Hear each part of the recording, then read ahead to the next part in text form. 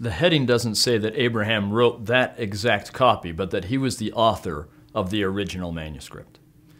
This is a typical ancient Near Eastern phrasing at the beginning of a document that lets us know who had written the actual first copy. And then more and more and more copies were made.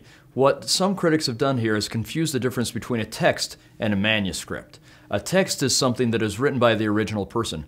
Even if he had dictated it to someone else, you would say it was written by his own hand upon papyrus because he's the author. And then copy after copy after copy are made. Each of those are individual manuscripts.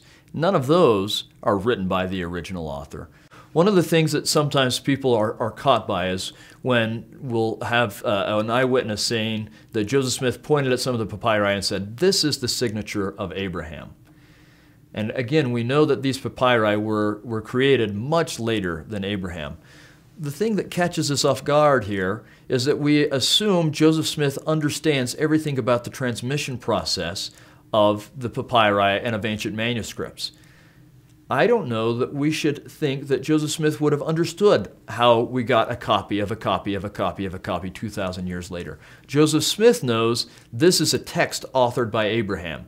Whether or not he knows how many generations later this was is irrelevant. I don't know why God would need to inspire him as to how many copies were made and exactly what date this was made. All Joseph Smith needs to know is Abraham wrote this. He'll make his own assumptions from there.